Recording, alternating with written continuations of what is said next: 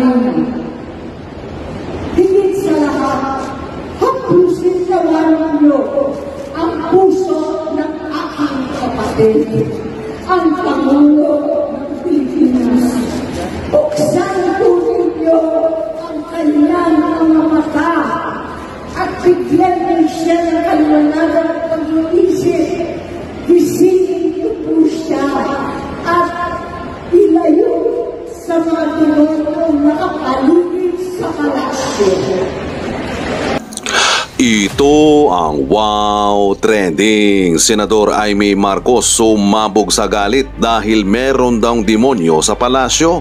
Sa kanyang speech sa GIL o Jesus is Lord, sinabi ni Senador Amy na gisingin niyo po ang aking kapatid, gisingin niyo po siya at ilayo niyo po ang kapatid ko sa mga demonyong nakapaligid sa kanya. Mabibigat na mga salita ang binitawan ni Senador Amy Marcos matapos itong tawagin ni Tambaloslos na Marites dahil sa pagsiwalat ni Senador Amy sa nangyayaring bayaran para suportahan ang People's Initiative ni Tambaloslos.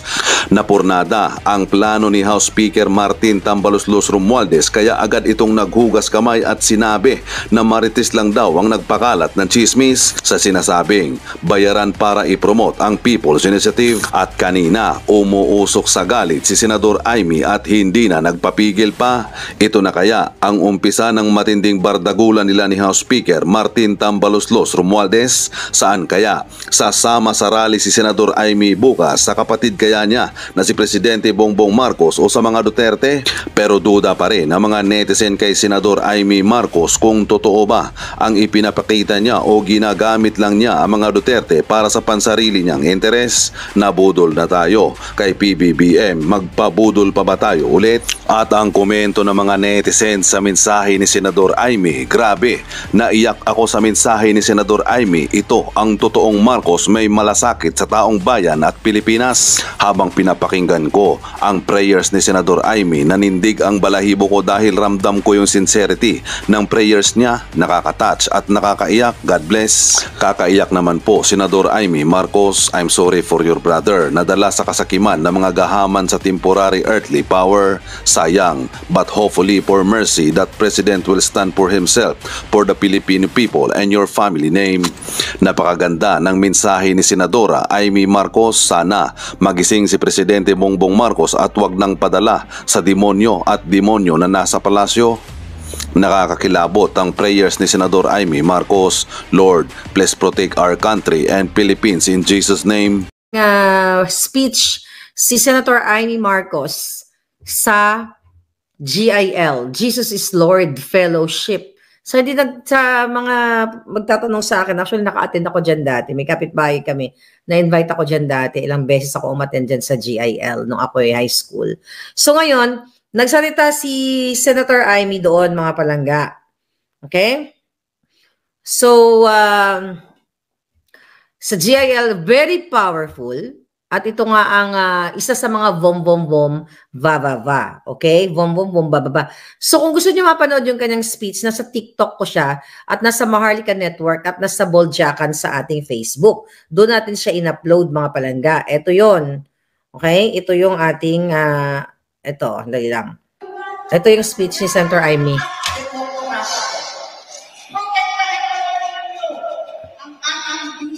Teka. Pakinggan natin. Pwede natin iparinig, no? Sa inyo?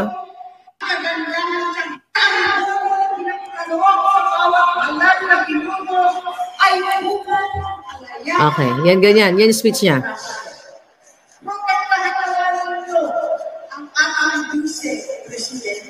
Okay. So, panoorin nyo na lang doon. Himayin ko to sa inyo. Okay?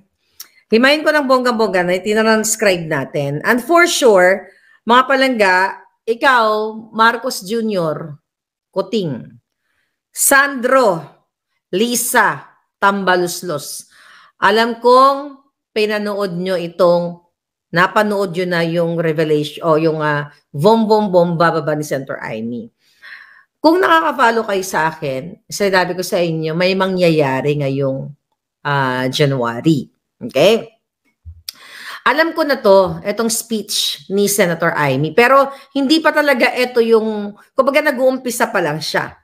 Okay? Naulinigan ko na ito sa aking puting ahas. Yan, hindi klaro, sabi ni Fort. Kaya punta kayo sa Maharlika Network. So, mag-subscribe na rin kayo mag-follow na rin kayo. Nandyan po yung link sa baba ng Maharlika Network. Right now, we have 16 going to 17,000 followers. So, make sure na naka-follow kayo sa Maharlika Network at sa Ball Jacan with yung merong live videos. Kasi nga, sabi ko, kinokopya ni Lisa Smugs na mga kampon niya para maligaw kayo. So, basta kung ano yung may live video, yun ako, yung maraming live.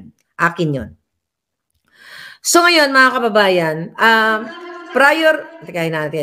prior to this, alam ko na to na magsasalita si Senator Amy Marcos laban, actually, yung ipaalam niya sa tao kung ano yung nararamdaman niya ngayon sa administrasyon. Kahapon, i-share natin yung text messages niya. Ngayon ko lang naintindihan. Okay, di ba kahapon hindi ko maintindihan tong text na ito? Wait a minute. Yung text niya na sinare ko sa inyo, I posted it in Instagram. Okay? Si Chris ako na lumabas. Oh, may nakarma na. Okay. Anyway, ito, mga palangga, ito. Saan ba to?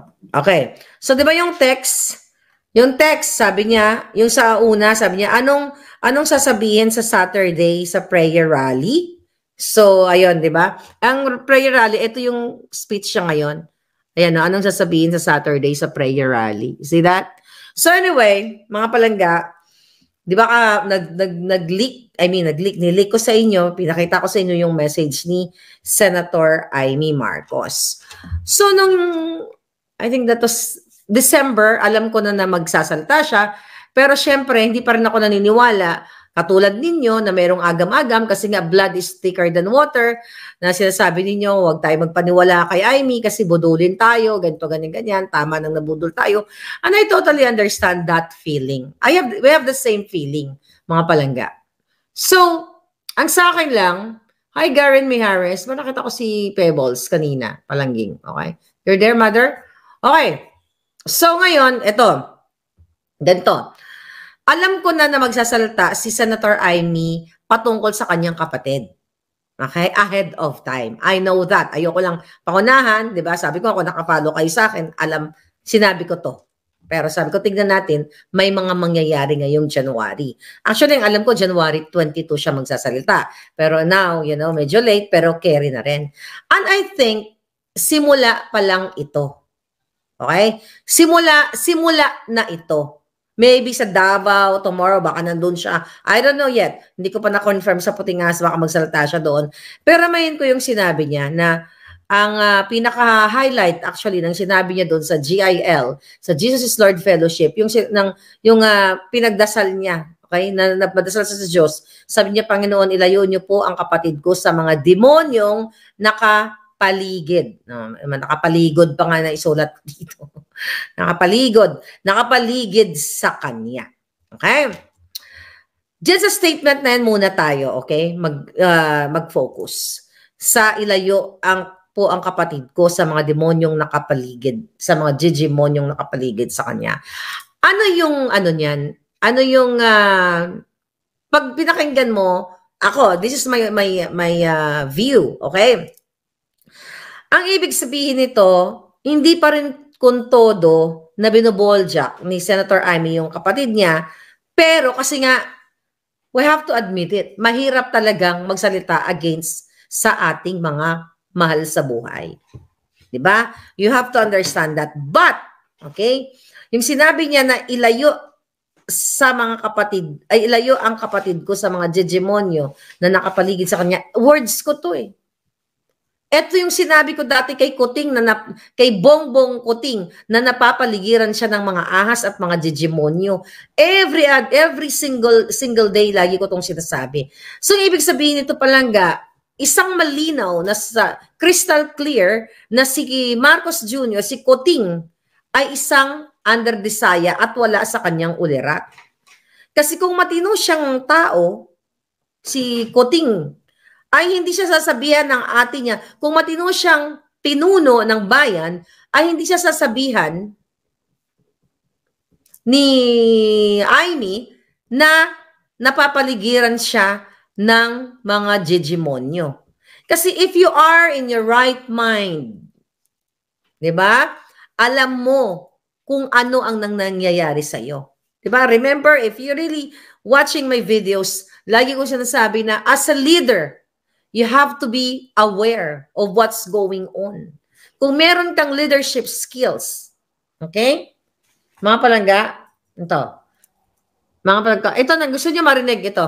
Yung mga hindi pa nakarinig. Ay, ano yun? Ito to. Maraming salamat Dito sa yun ating pinakamamahal na Majority Leader, Joel Villanueva. Pakinggan nyo muna. At ang ating bishop, pinagpipitagang minamahal na Brother Eddie Villanueva. Andito rin ang ating kabarkada, North Sagaray Mayor Merlin Helmar. At sa lahat ng mga pastor kasama ng aking escort, Father Leo, ang ating brother, ang ating mga senador, andito po kami, si Joel, Pia, si Grace at ako, para makiisa sa JIL at manalangin sa ating Panginoon. Panginoon Diyos, inalay namin sa iyo sa araw na ito bilang mga saksi ng minamahal at pinagpipitagang Brother Eddie Villanueva ang lahat ng aming isipin, gagawin at sasabihin. Punuin po ninyo ang aming mga puso ng biyaya upang ang lahat ng aming gagawin o hindi magagawa ay naaayon sa banal ninyong kalooban. Tulungan mong mahalin ka namin tulad ng pagmamahal ng JIL ng buong isip, buong puso at buong lakas. Naway maging inspirasyon ka sa amin na aming mga gagawin para sa ikiginhawa ng aming kapwa, ng aming pamayanan, ng buong bansa. Inalalapit ko sa iyo ang bayang ito. Kami po ay iyong iadya sa makasariling ambisyon, kawalan ng malasakit at pagkabulag sa kapirasong kapangyarihan. Palakasin ninyo ang kalooban at kalusugan ng mga pinuno ng bayan upang makapaglingkod ng mga katapatan, simpatsya at pananagutan. Basbasan nyo ng katapangan ang mga kapwa kong senador, lalo tigit ang aming Majority Leader, Joel Villanueva, upang manindigan para sa aming institusyon, ang ating konstitusyon at ng mandato ng taong bayan. Ipaalala po ninyo, mahal na Panginoon, sa Kongreso na sagrado ang tiwala ng bawat Pilipino, na ang botong ipinagkaloob sa bawat halal na pinuno ay bunga ng kalayaan at demokrasya. Protektahan nawa ninyo ang ating vice-presidente, ang kagandahang taglay ng kanyang puso, pagiging matiisin, mapagpatawad at mapagkalinga.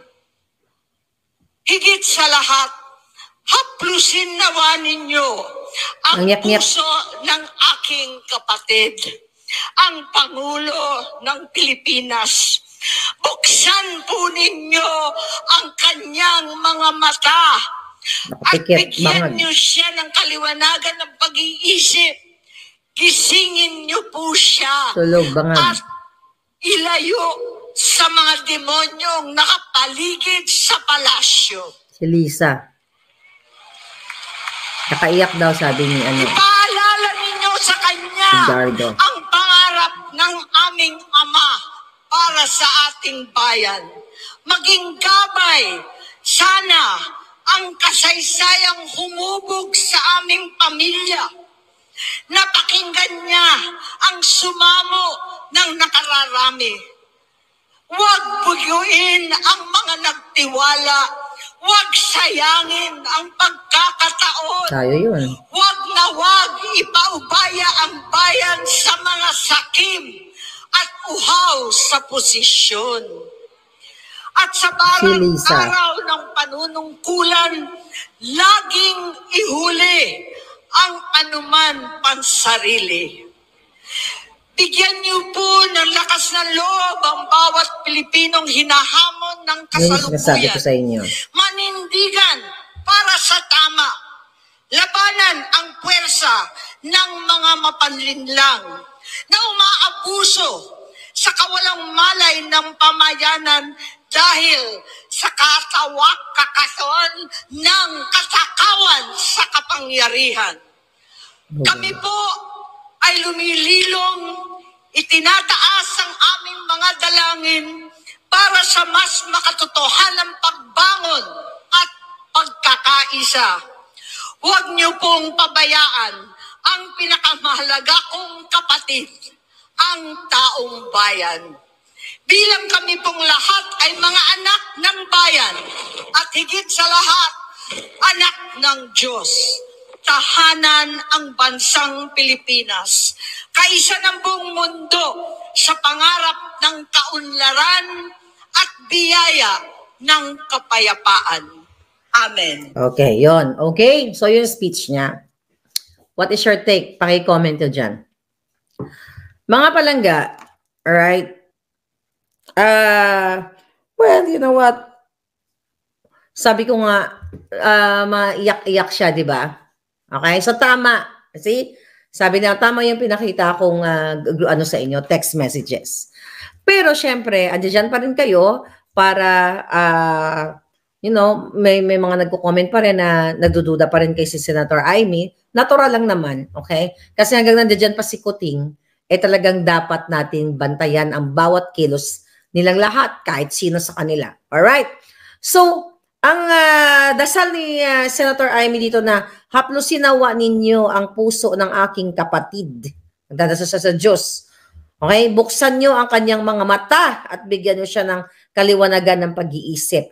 So, ito katunayan na ang mga sinasabi natin dito, since August, nung ako ay una pa lang nagsalita, ay totoo. Nung sinasabi ko nagpapaligiran siya ng saunang ahas. Tignan nyo dyan sa ating Boljak, sa ating YouTube.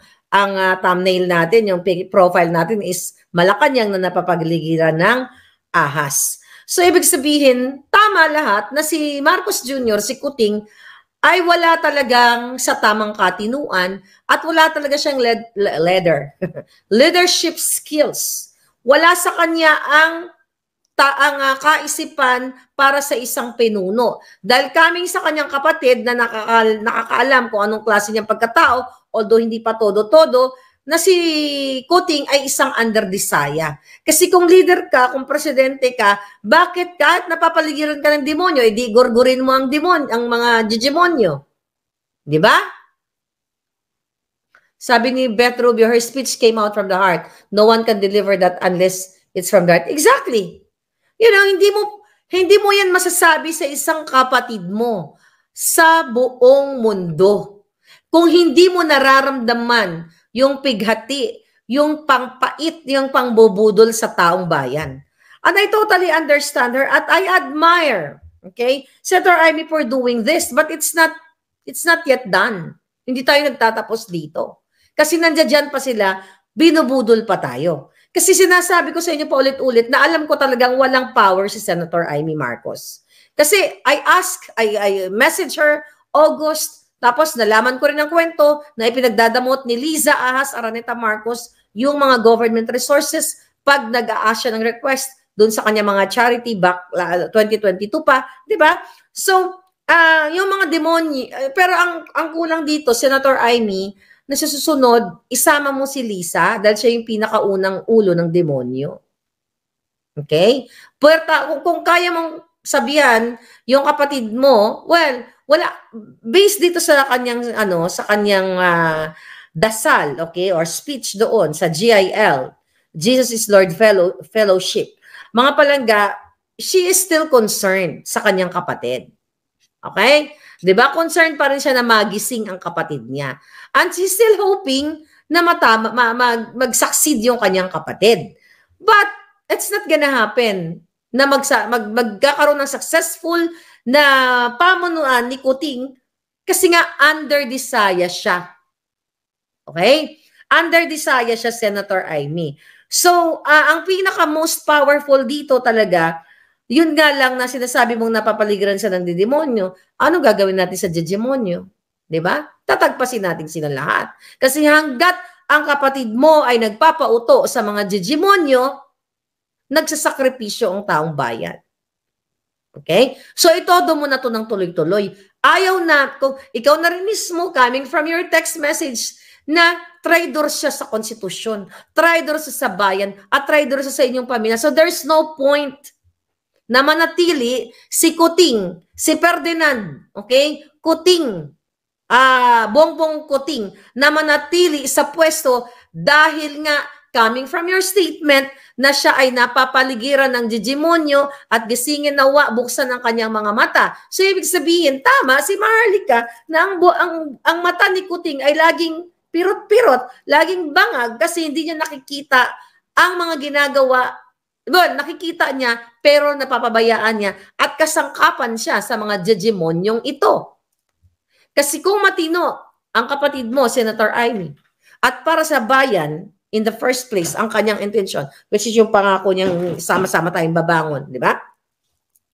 Hindi sana magkakaganito. Hindi sana siya magpapasuntok kay Lisa Smugs. Hindi sana siya maggagaganyan. Ngayon, magta-travel na naman. So, sabi ng ating mga kababayan, okay, na nanonood dito, wag sana tayong budulin. Okay? And kaya nga nagbabantay tayo, mga palangga. Nagbabantay tayo dito. Alright? So, sabi pa niya, binanggit niya dito si Inday Sara, kasi meron kasi pa akong alam na I cannot say it right now. Okay? In connection with this. Okay? So, baka sa mga susunod na araw, lumabas yun, then I'll talk about it again. Okay? Di ba? I told you may mangyayari ngayong bago matapos ang 31. So, ito na nga yun. And this statement ni Senator Amy, this is, kumbaga, isa to sa ating mga pagpapasalamat din sa kanya na nagsalita siya. Kasi ibig sabihin, ang Fair Lady Maharlika nyo na nagsimula mag-isa, na nagsasabi dito, ang Malacanang ay napupugaran ng ahas, napapaligiran ng mga demonyo. It's the same thing na sinabi ko sa inyo noong August na nag-wish ako na matapos ni Kuting ang kanyang pamunuan, ni Marcos Jr., ang kanyang pamunuan, kaya nga kino-call out ko siya. So, eto po ay mga result na ito, na ang Maharlika, day 1